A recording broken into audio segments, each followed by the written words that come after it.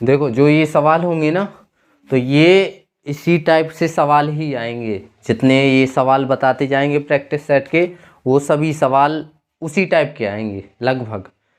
ठीक है, तो जैसे पहला सवाल है, 80 के चौथाई और 20 के 20% का अंतर ज्ञात कीजिए। सवाल रहेगा 80 के एक चौथाई, वो 80 के चौथाई, तो चौथाई कह दे या तो एक चौथाई ही है। 80 के चौथाई और 20 के 20% का अंतर क्या होगा? दो कौड़ी का सवाल है। 80 के चौथाई, सो 80 के, लो ये चौथाई निकाल दिया, कितना हुआ 20। अब अंतर कहाँ है ना, तो अंतर 20 के 20%, तो 20 का 20%, लो 20 पंचे 100, 5 चौके 20, तो 20 में से 4 गई 16। देखो आंसर आ गया होगा, है। यहाँ पे देखते जाना काव्या, जो समझ में आए, ना आए तो हमसे पूछ लेना। देखो 80 के चौथाई का मतलब होता है 80, और का या के का मतलब होगा गुणा। ठीक है, गुणा लगाया। चौथाई का मतलब 1 के बटे में 4। ठीक है, जब ऐसा होता है तो 80 का 80 हो जाता है और 4 बटे में होता है। बटे का मतलब होता है भाग। 4 में 80, वो सॉरी 4 का भाग 80 में देना है तो 20 आ जाएगा। ठीक है, 20 आ गया। अब माइनस लगा, माइनस लगाओ, 20 के 20%, तो देखो 20 के 20 और परसेंट, परसेंट का मतलब होता है ये वाला चिन्ह हटा के भाग कर देते हैं 100 का। ये जो चिन्ह दिख रहा है ना परसेंट का, देखो हमने यहाँ पे 20 के बगल से ये परसेंटेज हटा दी और बटे में क्या कर दिया 100। तो देखो 20, इससे 20 से कम क्या होता है 20, और 20 पंचे 100, 5 से काटेंगे 20 में 5 का भाग देंगे, 5 का भाग देंगे 20 में तो 4, तो 20 में से 4 गई 16। ऐसे आ जाता है। धीरे धीरे समझ में आएगा, अभी देखते बस जाओ, नहीं आएगा तो कोई दिक्कत नहीं है। ठीक है। एक 280 मीटर लंबी रेलगाड़ी की गति 60 किलोमीटर प्रति घंटा है। तो 280 मीटर लंबी रेलगाड़ी, तो ट्रेन की लंबाई हो गई 280 मीटर, रेलगाड़ी की लंबाई 280 मीटर। अब इसकी चाल क्या हो गई 60 किलोमीटर प्रति घंटा। ठीक है, 60 किलोमीटर प्रति घंटा। यह रेलगाड़ी 220 मीटर लंबे प्लेटफॉर्म को पार करने में कितना समय लेगी? ये सवाल किसने पूछा? तुमने। तुम नहीं निकल पाओगे, हो गया तुम्हारा काम। लंबाई इतनी है, चाल इतनी है, 200 कितना है 220 मीटर लंबा प्लेटफॉर्म, 220 मीटर लंबा प्लेटफॉर्म है। तो हम एक बार नहीं, कम से कम नहीं होगा तो 150 बार बता चुके होंगे। जब ट्रेन पार करती है तो पहले तो प्लेटफॉर्म को पार करेगी, क्योंकि प्लेटफॉर्म की लंबाई होती है, फिर अपने आप को भी पार करेगी, दोनों को पार करना है। मतलब दूरी कितनी तय करेगी 280। देखो हमने पढ़ा है चाल बराबर दूरी बटे समय, चाल बराबर दूरी बटे समय, यही पढ़ा है ना। चाल दी गई है, देखो ये किलोमीटर पर आवर में है। ठीक है, तो ये मीटर में है। तो अब आंसर किस में है? देखो मिनट सेकंड में है ना, तो इसको भी सेकंड में चेंज कर लो, कर दें। चाल कितनी है 60, और मीटर प्रति सेकंड में चेंज करने के लिए 5/18 का गुणा कर दिया पहले से। दूरी कितनी तय करनी 280 ट्रेन खुद करेगी, प्लस में 220 किसको प्लेटफॉर्म को करेगी, और कितने समय में करेगी यही ज्ञात करना है। ठीक है, काट दो। कट रहा है तो देखो 220 और 280 कितने हो गए 200, 200, 400, 500, 500 हो गए। तो देखो लो काटना हो सो काट दो। यहाँ 30 आया, यहाँ 9 आया, यहाँ 3 का 9 आया, और ये 3 धाम 30 आया।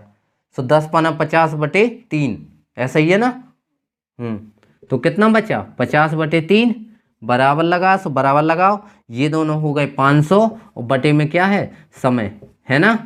तो देखो 0 से 0, 5 से काटा सो एक बार, 5 से काटेंगे तो 10 बार, और 10 तिया 30, तो समय कितना आ गया 30 सेकेंड। कठिन था क्या? कठिन नठिन कुछ नहीं है, तुम बनाए रहे तो सवाल समझते नहीं हो। सबसे बड़ी चीज होती है सवाल समझना। सवाल को समझोगे नहीं तो आसान से आसान सवाल खराब कराओगे, फालतू में नंबर बेकार कराओगे, यही होना है, हमें पता है। नहीं तो इतना सरल सवाल नहीं बना, वही तो हम देख रहे हैं। हाँ बस ये नहीं तुमने ध्यान दिया होगा, ये 60 किलोमीटर पर आवर है, ये मीटर है, किया था। क्या गलती थी? कोई गलती नहीं, तुक्का मार के आ गए थे क्या? तुक्का मारते रहो। तुक्का मारने से यही होता है, कुछ समझ में नहीं आता है कि तुम गलती कहाँ कर रहे हो। जब तक सवाल लगाओगे नहीं तो हमें समझ में नहीं आएगा कि कहाँ गलत कर रहे हो, और जब तक पता नहीं लगेगा कि कहाँ गलती है तब तक सुधार कैसे करोगे। अब एक सवाल है, दो निम्न कथनों में कौन सा सत्य नहीं है। अब इसमें सत्य सत्य बताना था, कुछ नहीं। दो विभिन्न यानी दो अलग अलग अभाज्य संख्याओं का मासा, यानी मासा का मतलब HCF। तो देखो उसने 4 ऑप्शन दिए हैं।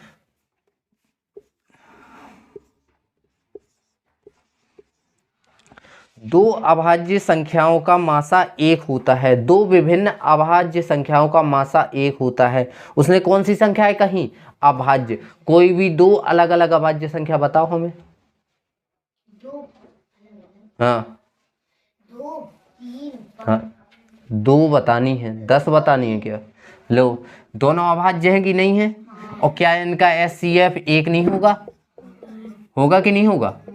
तो उसने क्या कहा है, कौन सा सत्य नहीं है? तो ये तो सत्य है, तो ये तो होगा नहीं। दूसरा ऑप्शन नहीं होता है, बताओ काव्य। अगर इसका और इसका HCF निकालेंगे तो ये 2 से कटेगा तो 1 आ जाएगा, 3 ज्यों कहते हूँ, और 3 से कटेगा यहाँ 1 आ जाएगा। तो क्या कोई ऐसी संख्या मिली थी जो दोनों को काटा है? और जब दोनों को नहीं काटते हैं तो उसका HCF कितना होता है? 1 ही होता है। बताया ना, यही पूछ रहा था कि ये सही है कि गलत है।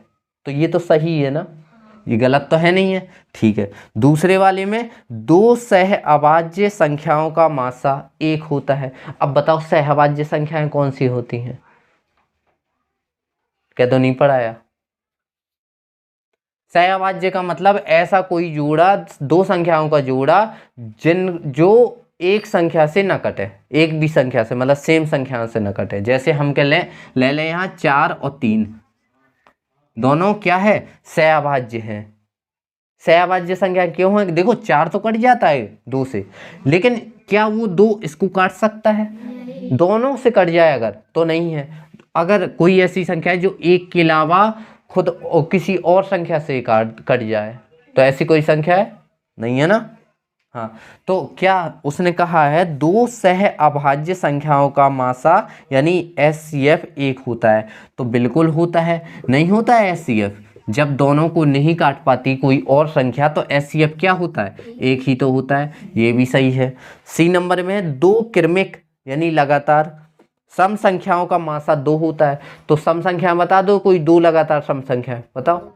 2 लो, 2 और 4, क्या इनका मासा यानी HCF 2 होता है? 2 है क्या इसका HCF? 4 आएगा, ओ सॉरी, हाँ 2 ही आएगा, सॉरी 2 आएगा। अब कोई और ले लो, जैसे ये सत्य हो गया, मतलब 2 है, ठीक है, ये सही है ना, ये भी तो सही है। अब ध्यान कर लो कि देखो 3 ऑप्शन तुम लोगों ने उसके सवाल के अकॉर्डिंग गलत कर दिए। मतलब उसने कहा है कि सत्य नहीं है, हमें तो ये ढूंढना है कि सत्य नहीं है, लेकिन ये तो सब सत्य है ना। तो जो चौथा बचा तो उसे आंखें बंद करके लगा दो, और नहीं लगाना है तो उसे भी चेक कर लो। किसी एक सम संख्या ले लो, कोई एक सम संख्या लो, हमने 2 ले ली, कह दो तो लो 16 ले ले, सम तो सम है, सम संख्या। तथा एक विषम संख्या लो 17 ले ले, कोई और ले ले विषम। विषम कौन ले ले? 33 ले ले, ले ली 33 का मासा सम संख्या होती है। तो जब इनका HCF निकालेंगे तो क्या इसका HCF कोई सम संख्या निकलेगी? बताओ क्यों? हाँ नहीं तो उससे क्या लेना देना है। पहली चीज तो इनका मासा एक जैसा नहीं निकलेगा। निकलेगा क्या, देखो क्या ऐसी संख्या है जो दोनों को काट सके। तो पहली चीज तो 1 निकले, और 1 क्या होता है, विषम होता है। उसने कहा क्या, उसने विषम पूछा क्या, सम पूछा है। तो सम है क्या, नहीं है। तो ये वाला ऑप्शन सही है। घर में जाके दोबारा दिखे ये सब।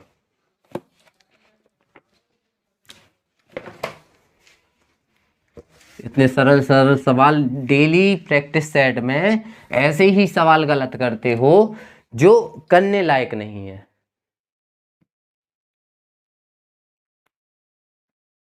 इसमें हमें एक आध ही सवाल जो एक आध प्रैक्टिस सेट में मिल जाता है जो हमने ना पढ़ाया हो उस टाइप का। जैसे कल मिला था एक सवाल, हम मान लेते हैं, लेकिन कम से कम सवाल सीधा सीधा नहीं पूछेगा कि ये होता है कि नहीं होता है, वो घुमा के ही पूछेगा। अभी जो पूछा है, जो 4 ऑप्शन वाली चीज़ें हैं, तो ये सब चीज़ें हम पढ़ा चुके हैं, लेकिन तुमने ध्यान से नहीं पढ़ी। उसको सवाल को तो समझो, वो कहना क्या चाहता है, पहले सवाल समझो। समझते हो कभी सवाल को, ध्यान से पढ़ते हो 2-3 बार, कभी नहीं। संख्याएं दी गई हैं, क्या कर दें, गुणा की भाग, बस कर दो जो कुछ भी करना हो, है ना। यहाँ देखो यहाँ देखो 40-52, यहाँ देखो 12 सही 1/2, 12 सही 1/2, -10 सही 1/2, -10 सही 1/2। फिर ब्रैकेट लगा है, ब्रैकेट लगाओ। डिवाइड लगा है, डिवाइड लगाओ। 2/7 का 2/7 का 4 क्या लिखा है, बोले जल्दी सवाल। 5 फिर +8, सही है। हाँ, इसमें क्या कठिन है, कुछ कठिन है? सर हाँ। ये सवाल इसने पूछा था, गलती से इसने 91 लिखना था, इसने 92 में टिक लगा दिया इसमें। तो ये सवाल बताना है, नहीं 91। ठीक है। 91 क्या होता है, 51 होता है। 2.05 बोलो। 2.05 प्लस 1.01 गुणे 2.99 और बस इतना है। इसमें क्या कठिन है, और है, सही है सवाल। पहले क्या करेंगे, गुणा की प्लस, गुणा करेंगे ना। तो गुणा करना हो तो कर दो, नहीं तो हमें तो पता है जी, सीधा सीधा 2 दशमलव हटाना है, बटे में 100 दशमलव हटाना है तो बटे में 100 दशमलव हटाना है तो बटे में 100। अब क्या करना है, गुणा करना है, गुणा करना है ना। तो क्या कर दें, अच्छा देखो एक काम कर सकते हैं, देखो यहाँ एक काम कर सकते हैं। अगर 299 100 बार ले लें तो क्या हम इनका गुणा ये नहीं मिलेगा। देखो 299 का गुणा 100 में करना हो तो ये मिलेगा ना, मिलेगा ना। और अभी 299 कितने बार लिए, 100 बार, लेकिन लेने कितने बार थे, 101 बार। तो एक बार और बचा ना 299, जोड़ दो। 9 9 9 2 11 की 1, 9 और 1 10 की 1, 2 और 1 3। तो इतना मिलेगा हमें, मिलेगा कि नहीं मिलेगा। ठीक है, तो हम इतने की जगह तो इतना लिख दें, 30199 लिख दिया ना। अब यहाँ 100 गुणे 100 क्या होता है, 100 गुणे 100 2 जीरो ये 2 जीरो ये, ऐसा आएगा ना। ठीक है, यहाँ क्या था, प्लस था ना, यहाँ 205/100 था ना। ठीक है, अच्छा क्या ये नहीं पता कि 1 2 3 4 अंक बाद दशमलव है ना, 4 अंक बाद दशमलव है ना। तो 1 2 3 4 यहाँ दशमलव रख दें, और यहाँ 2 अंक बाद दशमलव है तो यहाँ रख दे दशमलव, ऐसा ही है ना। देखना यहाँ 2 जीरो है तो 2 अंक बाद दशमलव रखने पे हमें ये मिलेगा ना। अरे चलो ये सवाल पूरा कर दे। देखो 2.05 मिलेगा ना, मिलेगा। अब 4 अंक बाद दशमलव रखेंगे तो प्लस में 3.0199 मिलेगा ना। ठीक है।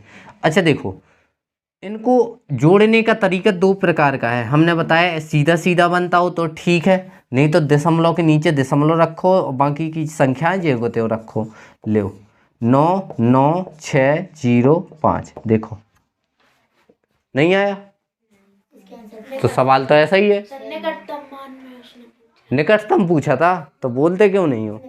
अरे तो लगभग वही आएगा ना। कितना लिखा है, कहाँ गया? 5 है, 6 है, 4 है, 9। हाँ तो क्या ये 5 नहीं लग रहा? अगर 6 कर देंगे तो ज़्यादा नहीं हो जाएगा? देखो अगर इतना देखो तो 5 है, इतना देखो तो भी 5 है ना? है ना? तो 5 के समथिंग है ना, तो 5 ही है। तो निकटतम पूछा है तो और आसान हो गया। पता क्या करते निकटतम के लिए?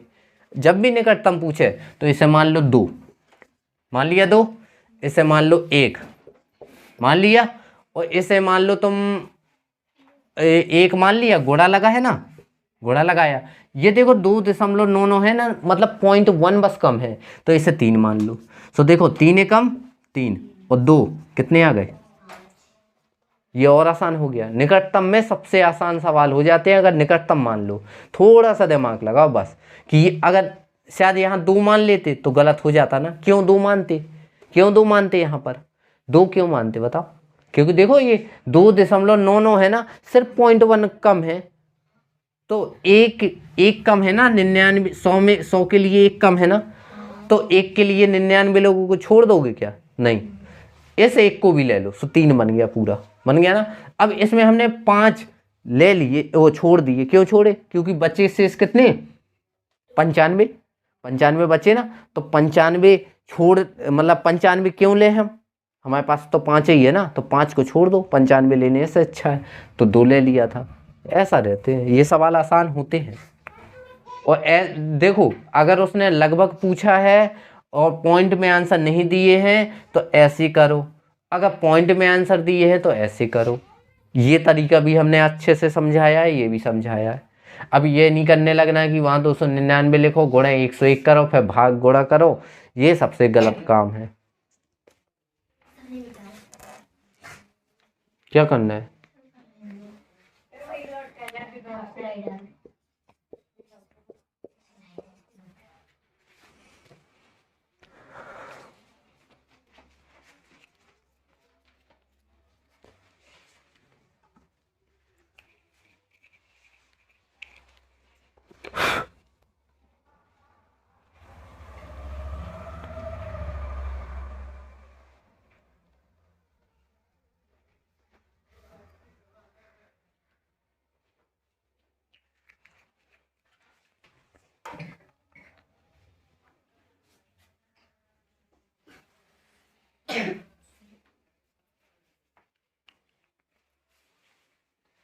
देखो अब अगला सवाल, 6 के प्रथम 4 गुणजों का योग, ये तो बनना ही चाहिए। नहीं बन गया? हाँ, आंसर नहीं आया। देखो तो 6 के प्रथम 4 गुणज नहीं आते हैं।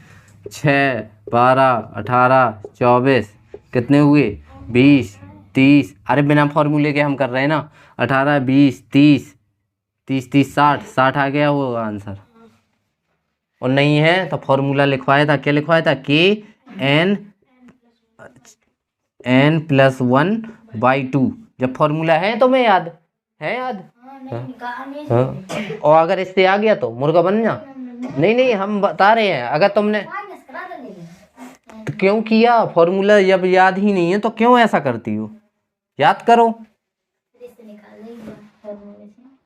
खुद करना। अब 2 संख्याएं 3:8 के अनुपात में, देखो अब 2 संख्याएं हैं 3:8 के अनुपात में है। 3:8 के अनुपात में 2 संख्याएं हैं। देखो यदि पहली संख्या 33 है तो दूसरी संख्या क्या? पहली ये होगी, दूसरी ये होगी ना। पहली संख्या कितनी है? 33। दूसरी पूछिए ना उसने। देखो 3 बराबर किसके हैं? तो 3 एकम 3 और 3 एकम 3, 3 एकम 3, तो 1 बराबर किसके होगा? तो यहाँ 8 बराबर किसके होगा? कठिन है, नहीं आया समझ में? देखो 3 बराबर दिया गया है हमें 33 के, तो हम 1 का रेशियो निकालते हैं। 3 का भाग, देखो 3 एकम 3 और 3 से इसमें देंगे तो 11 बार आ गया ना, 11 बार, ठीक है। 1 बराबर है 11 के, लेकिन यहाँ 1 नहीं है, यहाँ 8 है, 8 है, तो 1 1 8 बार, यानी 8 11 बार, सॉरी 1 बराबर 11 है ना, तो 8 बार कितने? 11 11 कितने आ जाएंगे? 88। तो ये 8 रेशियो का मान कितना हो गया? 88। 8 रेशियो किसका था? दूसरी संख्या का, तो दूसरी संख्या कितनी हो गई? आ रहा है ना समझ में? देखो हमें नहीं पता कि तुम्हें आता है कि नहीं आता, वो तुम जानो कि तुम्हें आता है कि नहीं आता। नहीं आता है तो हमसे पूछो, पूछने का काम तुम्हारा है, बताने का हमारा है। अगर पूछोगे नहीं तो हम बताएंगे कहाँ से, तो समझोगे कहाँ से? बस बस काम करके आओ। ऐसा नहीं कि हमने कहा वो चीज़ सिखाई हो, तुम पढ़ के ना आओ तो बेकार है। पढ़ो तो कम से कम, पढ़ना तुम्हारा काम है, हमारा थोड़ी है। अब जैसे लो फॉर्मूले नहीं ऐसे याद, बिना फॉर्मूले के भी समझाया है हमने, लेकिन होगा नहीं याद क्योंकि पढ़ना नहीं है।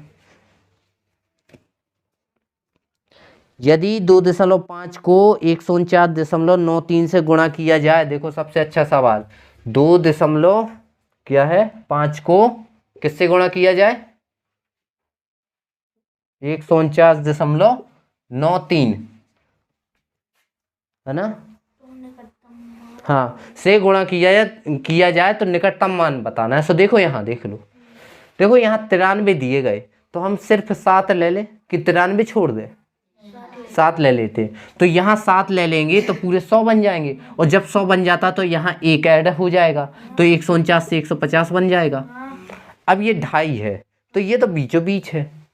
एक काम करो, बीचों बीच है, क्या हम इसका दशमलव हटा दें तो बटे में 10 लिख सकते हैं, और अगर काट दें तो 5 दूनी 10 और 5 और कितना बचा? ये 5/2।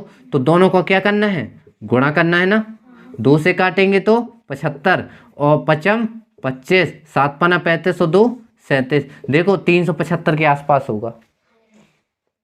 370 भी है तो भी आंसर सही है, और 380 भी है तो भी आंसर सही है।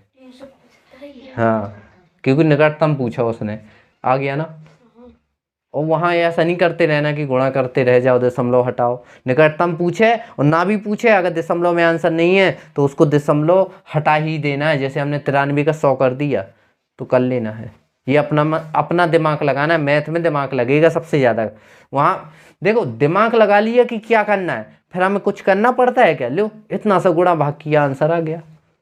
मेन चीज़ तो दिमाग ही लगाना है ना, जो है नहीं है तुम लोगों के पास, वो बात अलग है। एक व्यक्ति ने 20 रुपए प्रति दर्जन के भाव से अंडे खरीदे। देखो एक व्यक्ति ने 20 रुपए प्रति दर्जन का मतलब समझते हो ना, 20 रुपए के कितने? 12। तो 20 रुपए के कितने अंडे? 12 अंडे। ये क्या किए? खरीदे। ये इस टाइप के सवाल तो हम बता के छक गए हैं। तथा 2 रुपए प्रति अंडे के भाव से बेच दिए, तो उसका लाभ या हानि जो भी बताना हो। देखो 2 रुपए का एक अंडा, कितने खरीदे थे तो कितने के बेचे? 20 अंडे खरीदे। देखो तो जो हमने पूछा वो बताओ। 2 रुपए का एक बेचा तो कितने खरीदे थे? हाँ, कितने खरीदे थे हमने अंडे? हाँ, 2 रुपए का एक बेचा तो 12 अंडे कितने के बिके? 24 के।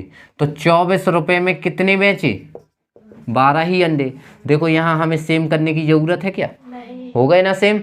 तो 12 अंडे खरीद रहे, 12 बेच रहे, 20 रुपए के खरीदे, 24 में बेचे, तो 4 का लाभ हुआ किस पर? 20 पर, और परसेंटेज का 100। 20 पंचे 100, 5 के 20, 20% परसेंटेज पूछा ना। देखो 20% आंसर होगा। हो गया ना। कुछ आकृति में समस्या? कायदे का सवाल पूछना, क्योंकि तुम जितने सवाल पूछती हो सब बेकार पूछती हो। सर 30 बोलो जल्दी।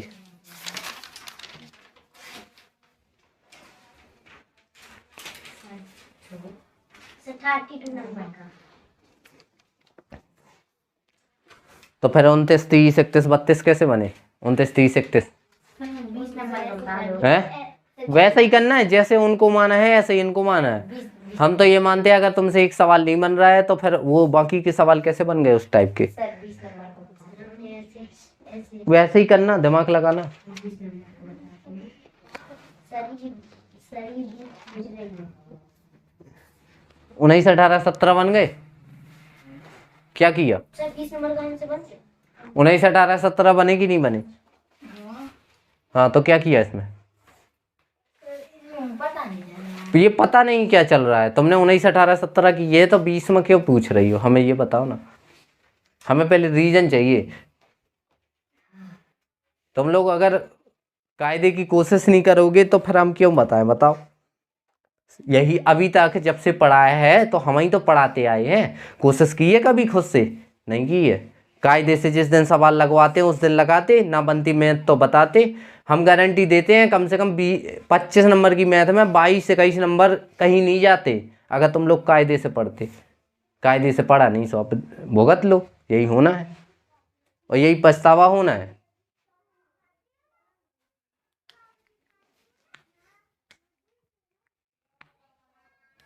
अभी भी कुछ नहीं बिगड़ा है कि चलो 20 दिन बचे हैं, लेकिन 20 दिन है तो 20 दिन मैथ ही मैथ पढ़ डालो। रीजनिंग में तो नंबर आ ही जाएंगे चाहे जैसे आकृति में। ठीक है तो करना अब जितने हों।